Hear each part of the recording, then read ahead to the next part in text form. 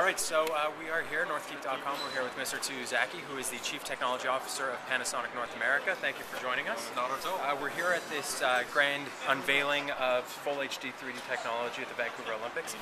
Is this the first time that the public is seeing anything like this, or has this happened elsewhere in the world yet? It's the first Olympics. It's the first major sporting event whereby we capture things in 3D and we present it to the public. Okay.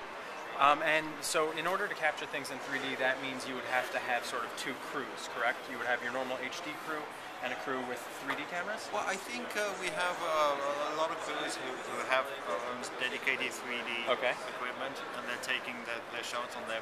Okay. There's hundreds of hours of footage. So we want to kind of distill it down to a few choice moments, so that's why we're doing this particular process, Of course.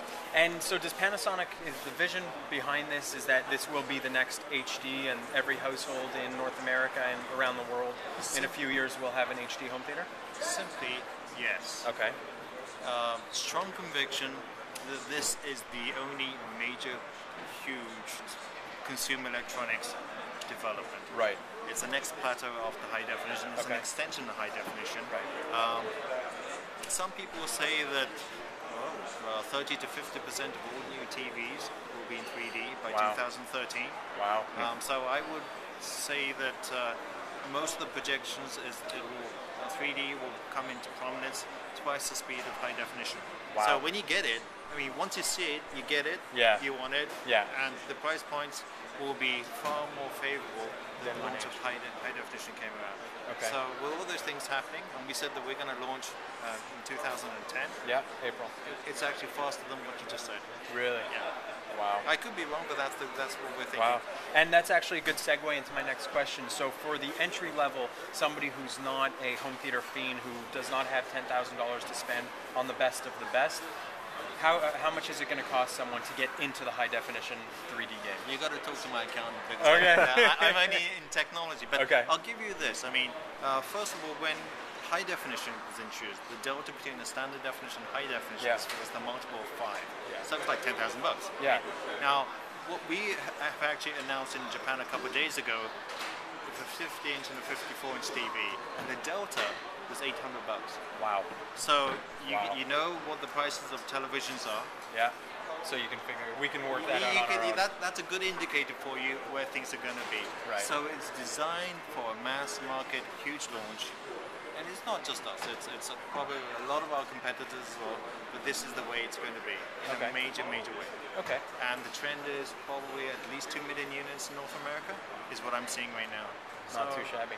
No, it's you're blowing out Laserdisc in 3 or 4 months. Laserdisc, we won't talk about that. Because people think that it's like a small novelty and things like that, and I said it's not. Right. It is the way of the future, and it's coming right now. Yeah.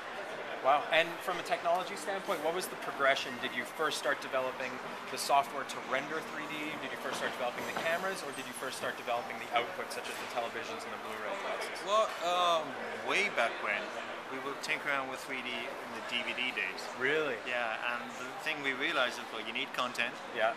And you need high resolution. Yeah, right? very high resolution. And therefore, DVD didn't was not work the way to go. So this time around, we kind of did a lot of things simultaneously. We're the only company that actually has broadcast equipment. That's fairly easy to do. You have 2 cameras on a rig, on a very high end. But now we've got a very dual lens. Yeah, we've introduced this at CES for around about, I think it's $21,000 if I misquoted. Kind of. I'm sorry, but so you have a 3D camera. So on the professional side, this is already there. Wow. And then we believe in open standard. It's probably more healthy to kind of create an industry that way. We don't like proprietary things. So you have a TV, that's fairly easy to do. We're working on Blu-ray as an extension of that. That's not too difficult, because if you had a picture-in-picture, one was a high definition and the other one's a standard definition. So you have 2 in high definition. Right.